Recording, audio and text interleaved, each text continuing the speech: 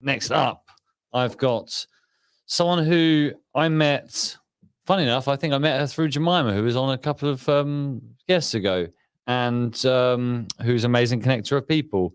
And Janine's blown my mind ever since I met her. I think she's a phenomenal person. One of the most intelligent people I've ever met in my entire life. She's got more letters after her name than I've ever seen anything before. I had instant imposter syndrome just getting an email from her, which is interesting because that's very much what she's here to talk to us about. So I welcome Janine Hornsby to the stage. Hello. Hello. You all right? Yes. How are you doing? What, 6 hours in? 6 hours? 14 hours I'm in now. I know, it's horrible. It's not horrible. It's absolutely amazing, and I love everything that's going on. It's just been beautiful. Can I ask a real practical question? Of course you can. How are you taking moments to have a wee break? Is that your That's that ad break. message from the sponsor, right? That's the message from the sponsors. Quick, run, run for the toilet. Yeah, no, it's fine, and I've got some Huel ready to fuel me up after this as well. Huel. So love a bit of Huel. Yeah, exactly. So no, I'm quite all right. And yes, you're right. I've just seen Christine. I do have to do a TikTok dance, but I don't know if I have time to do that. One way or another, we'll do it. Jamala's here, and she wants to get me viral on TikTok. So we'll deal with that later. Absolutely. So I thank you for joining me. And I saw obviously your submission, and then obviously watching your video that you sent in, I thought was brilliant and such a great representation of the challenge there. And I love how you have named the challenge and everything. So I think if you could just give a bit of an introduction to you, what you're about, a bit about your past, if that's okay. And just to give us a bit of an understanding of who Janine is, that would be wonderful. Bloody hell, we're going to need more than half an hour, I think. Give us the shortest version you've got. Shortest version. Well, I was a very weird kid. I think very short attention span in that I was always looking for the next shiny new thing. So I was in the swimming team, field hockey team. I did scuba diving. I did rock climbing. I was in an animal welfare group. You name it. I was in the club and I did it. I even think I did knitting and crochet for a term or something. But yeah, I was always trying to do as much as I possibly could. I was very active as a kid, drama group, dance, everything. And then sort of struggled to think what I wanted to do when I left school. Very much wanted to go down the acting route because in theatre you get the moles and the voles. The moles hide from the light. There are people dressed in black in the background, and the voles find the light. And I'm very much a vole. I always wanted to be centre stage, and I thought I was going to be an actor. I did do for a while. So my first degree was in performing arts. I did an honours degree in performing arts. Moved to London from South Africa. You may have noticed I've got an accent. I wasn't sure, no. Yes. So I think I had £50 in my back pocket. I was 21 years old. I left my whole family in South Africa, and I was moving to London. And I went through an agency who got me a job in a hotel, who said I'd be close enough to London to do auditions. And I ended up in Stow-on-the-Wold in the Cotswolds. Nice. Yes, nothing but sheep and pubs for local people. It was a bit weird. And definitely not close enough to London. So ended up doing that for a year and teaching drama at a local drama school, which actually feeds into the West End. So I've trained a lot of young people who've gone on to the West End. Oh, wow. Very nice. And they had a semi-professional touring theatre group attached to that called Rolling Stock, which I was in for a good few years. And then sort of fell into teaching. So I did my PGCE and taught science of all things and drama. So I can blow things up with flair. Love that. I don't know why anyone would let me loose with chemicals, but there you go, they did. I love that. And then after about 12 years of teaching, I had nervous breakdown, which most teachers do at some point. And then decided I had to sort of rethink what I wanted to do. So I did a master's in literature. Always been a keen writer. Sort of majored in playwriting. Did a few plays that won awards over the years, but quite difficult to make a name for yourself and a living out of that. So it's always been there as a hobby. And then I did my MBA, which kind of saved my life, and ended up in marketing. So now I work for the lovely Marshall of Cambridge, Yeah. doing all sorts of fantastic projects, and yeah, loving life. Janine, how many is that? How many degrees is that? 4. I I have mean, 4 that's in accounting, crazy. So and I what? absolutely want to do a PhD next. Where does that drive for that come from? My inner saboteur and my need for perfection. So can you? So some people would have seen the ad and seen you on the ad. I hope you didn't mind me including it on there because I wanted to include the full part of it. Would you just explain your relationship with this being while I sort of reach behind and plug my laptop in? But I'm here. I'm fully present. I'm fully present. Yeah, so I've had a very complex relationship with my mental health over the years, and sort of went through stages of various darkness eras, sort of teenage years, quite heavily in self-harm. Had a breakdown later on as a teacher. Always felt like I was never good enough. If I was never first, I was last. There was no such thing as second place. Never really understood where this competitiveness came from, but it was always competitiveness against myself. It wasn't about anyone else. So if I did a degree, it was, as soon as we did an assignment, I was the first one to ask everyone, what did you get? What did you get? What did you get? Not because I wanted to beat them, a little bit because I wanted to beat them, but because I wanted to know that my mark was better than what I'd done before and better against everyone else. So it was always benchmarking.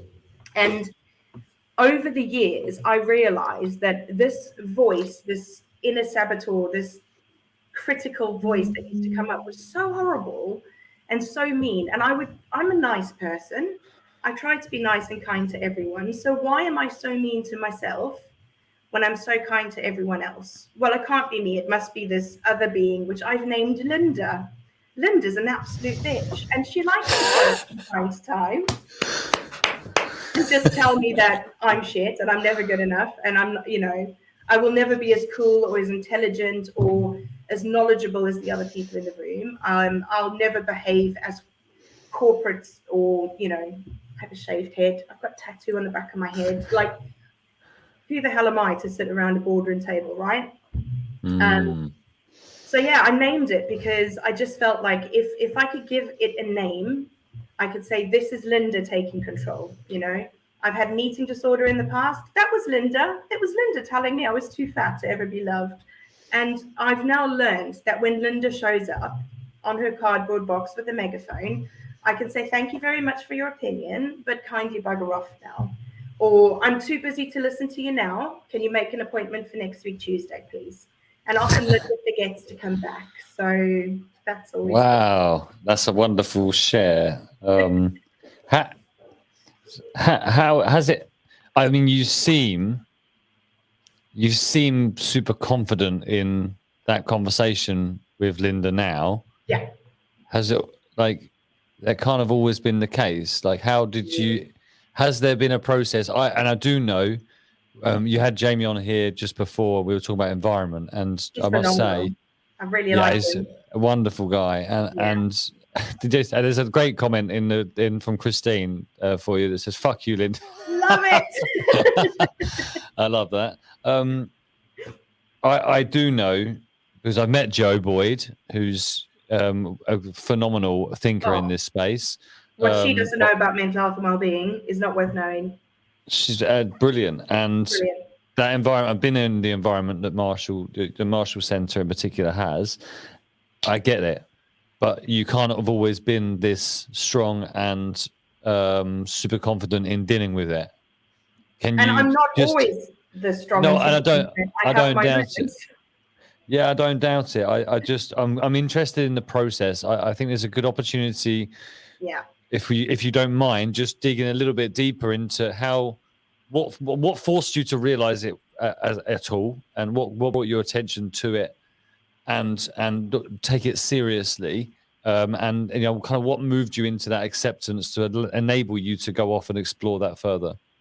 Yeah, as I said, I've had a very complex history with mental health. So it started really in secondary school. I would say very early on, maybe 10, 11 years old, I started self-harming. And it was self-harm before self-harm was a thing, right? I'm 40 years old this year. Nowadays, you go into school, kids know what self-harm is quite often. And, I was a teacher. It was heartbreaking. They would be talking about it very openly on social media, showing their scars, showing their self-harm marks, almost like a badge of honor.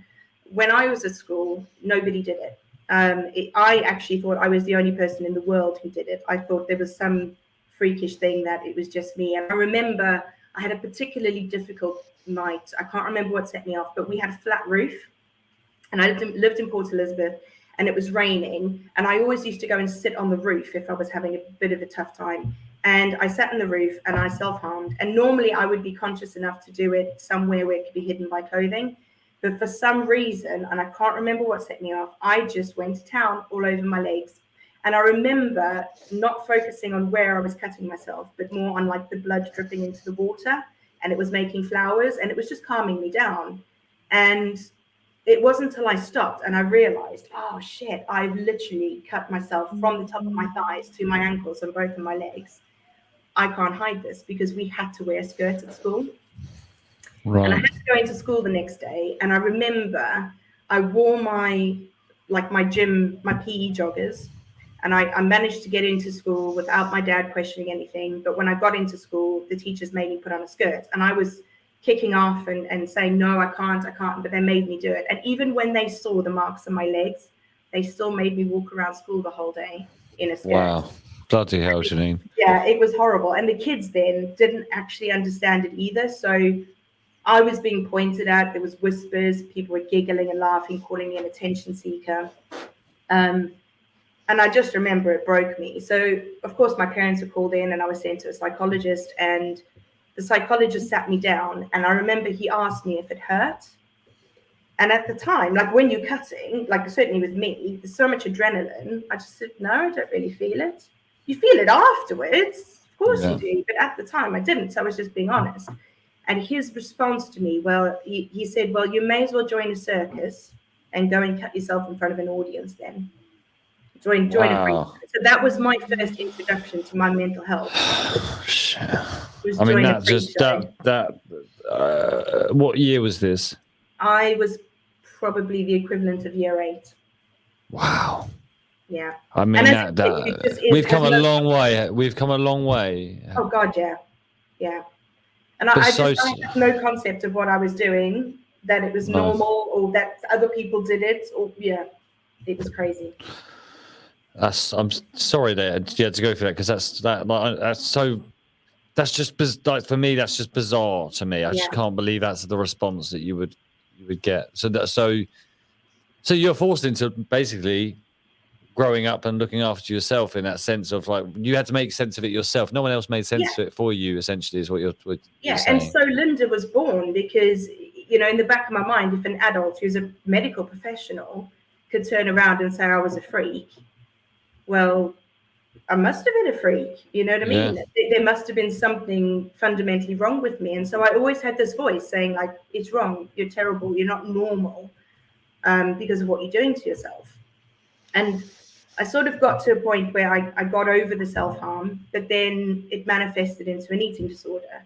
So I was no longer harming myself with a blade. I was now harming myself by restricting food or binging and purging. So I went through cycles of I would binge and purge. I would starve myself. I would binge and gain a lot of weight. I'd binge and purge again. So it was just kind of an atypical eating disorder, where I would go through the cycles of all of it, which really came to a head in 2012. So relatively quite recently, where I was hospitalized and sent, feeding tubes and Addenbrooke's and all this stuff. So then I thought, well, do I have the self-harm? And then there's this other thing. And then I had a breakdown. And then I self-medicated with alcohol at one point. And, there was always there was something else. And I realized it was all connected. It was all through this voice telling me I wasn't good enough. And whatever I was doing was just pushing the self-destruct button because I was listening to Linda constantly. Wow. So yeah, and I think once I realized that, it's really helped me come a long way too. And I think the moment I realized it, I'm unhealthily obsessed with Drag Race, RuPaul's Drag Oh Race. yeah, cool. I love drag queens so much. Yeah, I watched 1 or 2 episodes. I can't remember how or why. It was like one of them things where I think it was on at like 2 a.m. or something. I was like, this is interesting. And then it really is interesting. It's fantastic. Like it was really cool. And like, yeah, it was interesting. RuPaul has got the best advice in the world. So I mean, if you're not into drag queens, try and get past that. Yeah, And exactly. watch the times where RuPaul is talking to, each person individually, because he's got amazing advice and amazing insight into mental health. And it wasn't until he started talking about the inner saboteur and that inner voice telling you you're not good enough, I was like, oh, it's Linda. There's someone else. Yes. There's someone else. Yeah. It's not.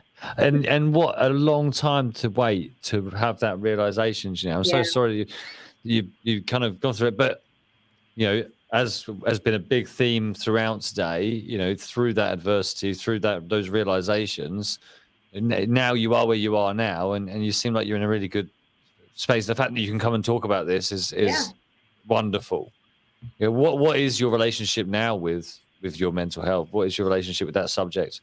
Generally, it's okay.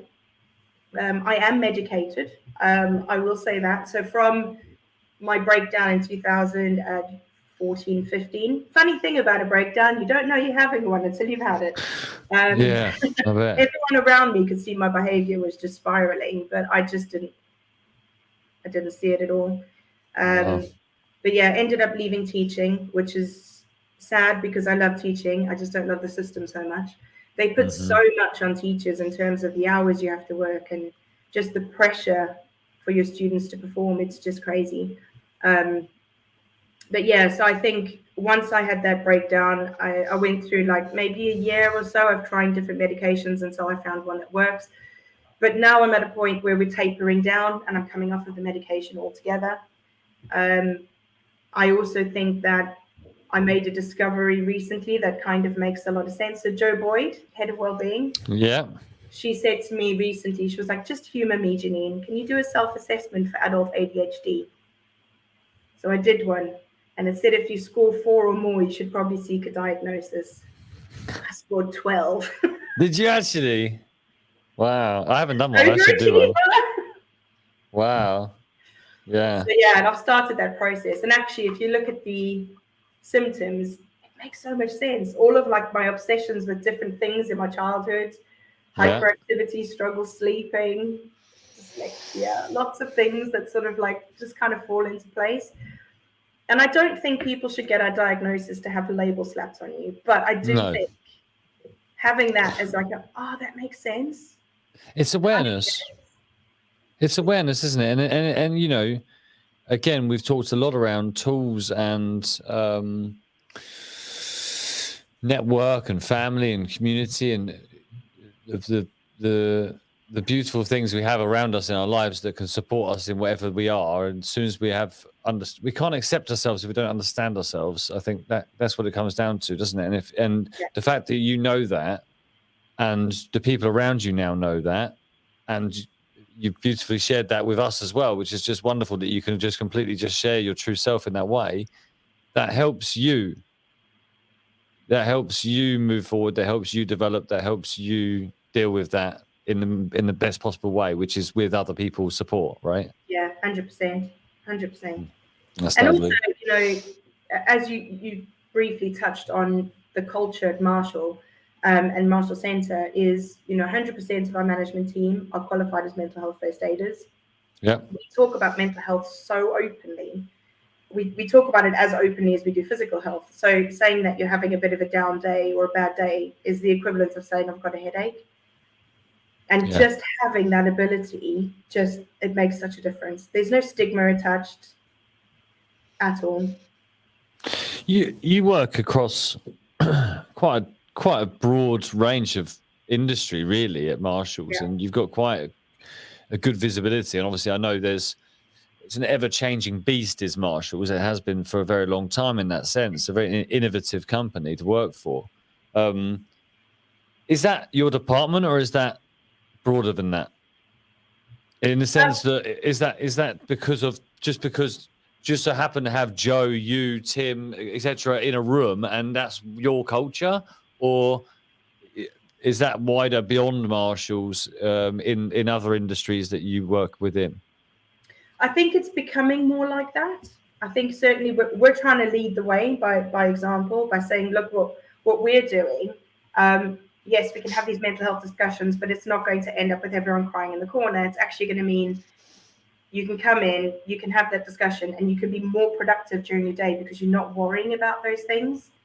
That makes a big difference. And I think we're trying to lead the way for other industries, definitely, to say, you know what, be open and honest, talk to people, because I think back in the day, it was very much, you left your home life at home.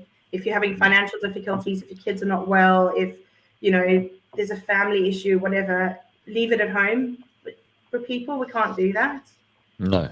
So rather bring it in and let's talk about it and then find a way to crack on. I think that's wonderful that we live in an environment that we can do that. Yeah, massively. That's awesome. I think had that been the case when I was a teacher, and had we had the facility to be able to be open and honest about how we were feeling, I never would have had a breakdown.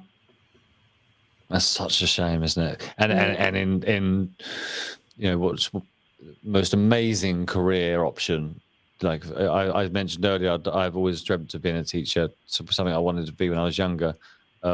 Maybe one day I'll do some, but that's such a shame. Like, that's such a fundamental part of our young people's needs, is to have inspiring teachers. And you are such a brilliant person to be around. I've been involved in workshops and stuff. We've collaborated on a few bits. I'm looking forward to collaborating with you more in the future as well. And we have so much fun. You've got such a agile, innovative approach towards the way you think and do business, and I think that's what we need young people to have as inspiration. So hopefully some parents may show this video to their youngsters and show them what is possible by a human. So well done for everything you've done. Absolutely. Had somebody sat me down when I was a kid and said, you know what, you've got this inner saboteur, but you know what everybody else does too? You're not alone. We all have the same thing. Everyone's got that little voice, that critical voice telling you you're not good enough. But actually, we all are kind of good enough. We're fine. Absolutely. You know what we say to Linda? Fuck off. Fuck you, Linda. Thanks, Christine. You got some love in here. Lynette, who was on earlier, I'm not sure if you caught her interview, but I'd have a look if you can. Definitely. She's taking the Linda on. Have it. Tracy, wow, Janine, very deep. I can relate in many ways. Just not found Linda yet. Well, you will. You will. You will find her. Luke, your honesty is inspiring. D douche, Mrs. D. Christine, there you go. Thank you for being honest. Linda doesn't stand a chance. Beautiful. Well, I thank you, Janine. I'm so excited for 2022, and I'm really excited to see Shifties and Marshalls, come together and do some work together and make some impact together in a business community as well, because there's such synergy in the way that we operate and the way that we think that we can make a big impact. So I'm looking forward to that. Definitely. But for the moment, I've got two questions. One is, what color would you like the box to be turned to now? Oh, what's it now? It's green at the moment. I've got red, blues, pinks, yellow, orange. Take your pick. Let's go yellow. It's nice and sunshiny. Right. Yeah, I like that. Very nice. Let's turn the brightness up a little bit. There we go. Beautiful. And my second question is, what are you most excited for in 2022? Oh gosh, there's so many things. I think Marshall's going to have a really big year in 2022, so watch the space. But also, as you said, just collaborating more with other businesses like Shifties and seeing what other impact we can have in the local community, because I think businesses need to really focus on their local community, not just on making money or taking over the world. Absolutely. Love that. Well, thank you so much, Janine. Send my love to all the team. Definitely. Thank you. And good luck for the rest of it. Yeah, well, I'm there. I'm nearly there. You are nearly there. Appreciate it. Thank you, Janine. See you later. Bye. Fuck you, Linda. I love Janine. Awesome. Absolutely love that.